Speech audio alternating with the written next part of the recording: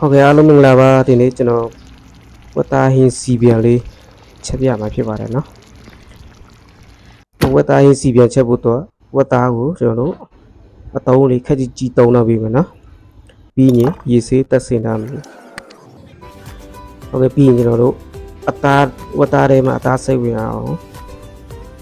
ပဲစီပြည့်ပြီးရင်အသားမှုတ်စနွေးနေငယ်စားအချိုမှုတ်တော့ထည့်ပြီးလုံးမှာဖြစ်ပါတယ်နော်အချိုမှုတ်မကြိုက်ရင်မထည့်နဲ့ပေါ့နော်အချိုမှုတ်စားတကြားထည့်လို့ရတယ်ပေါ့နော်အချိုမှုတ်မကြိုက်ရင်ဟိုပြီးကျွန်တော်တို့ဝတ်သားတွေကိုအသားစိတ်ဝင်အောင်ကျွန်တော်နာလေးနေပေးမယ်နော်ပြီးရင်ကျွန်တော်တို့နိုင်ဝက်လောက်နှက်ထားပြီးမယ်နော်ဟိုပြီးရင်ကြက်သွန်ကိုကျွန်တော်တို့ပပလေးလှီးထားမယ်ပြီးရင်ဂျင်းကြက်သွန်ဖြူကိုကျွန်တော်တို့ထောင်းထားပြီးမယ်နော်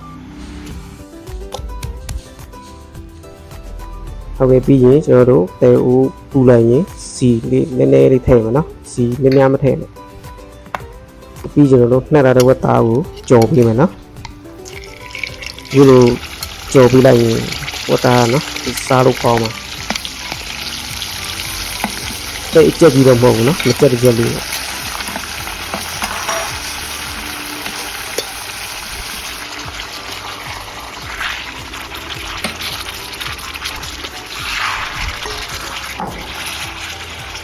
ဟုတ်ကဲ့ဒီလိုနေထားလို့ဆိုရင်ကျွန်တော်တို့ပကံ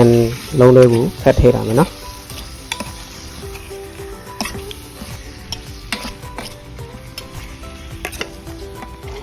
ဟုတ်ကဲ့ပြီးရင်ကျွန်တော်တို့ခဏက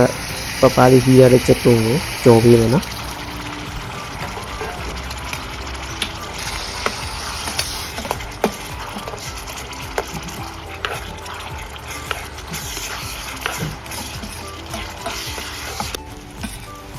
ဟုတ်ကဲ့ချက်သွန်လေးမူးရပြီဆိုရင်ကျွန်တော်တို့ထောင်းထားတဲ့ဂျင်းနဲ့ချက်သွန်ဖြူကိုထည့်ပါမယ်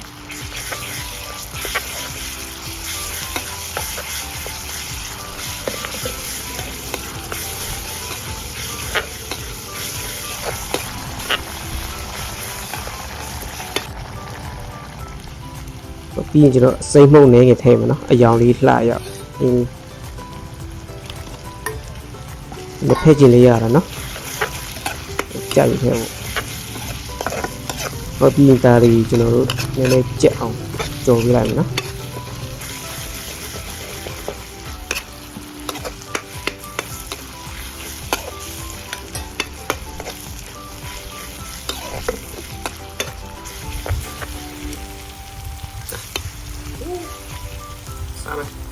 ဟောချက်သွန်လေးကြက်လာပြီးမှုရပြီးဆိုရင်ကျွန်တော်တို့ခဏကြော်ရတဲ့ဝတ်သားကိုထည့်ပါမယ်နော်ပြီးရင်ကျွန်တော်တို့လုံးပြီးလိုက်ဟု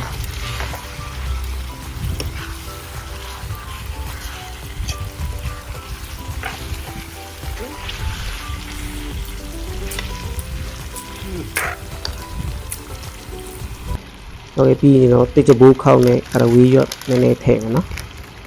အနက်လေးမှုပြီးတော့ရအောင်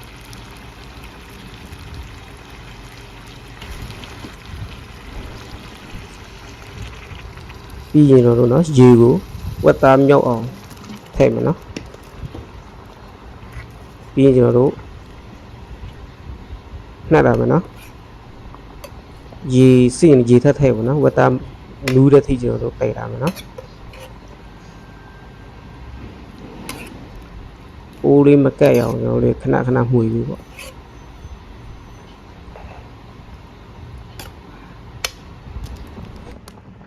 ပြီးကျွန်တော်ကမဆလာအနေငယ်ထည့်လိုက်နော်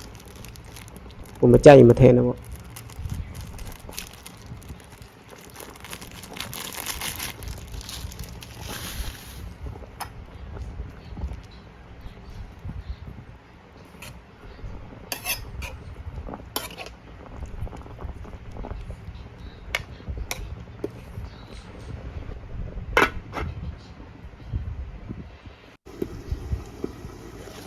ကဲအခုဆိုရင်ကျွန်တော်ဝတ်သားနူးပြီပေါ့နော်ဒါကျွန်တော်2ရေလောက်တင်ထားတာနော်ဝတ်သားနူးပြီအခုရေလေးခမ်းပြီးစီပြန်လာပြီဆိုတော့ကျွန်တော်တို့ချလို့ရပြီနော်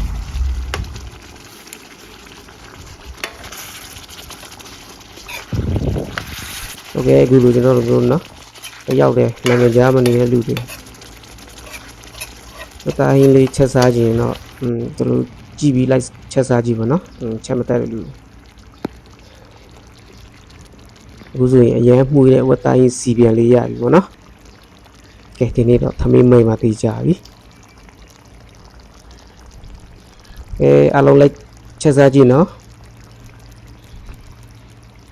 ကျွန်တော် channel လေးကိုလည်း subscribe လေးနှိပ်တော့ပေးကြပါဦးနော်အားလုံးကိုကျေးဇူးတင်ပါတယ်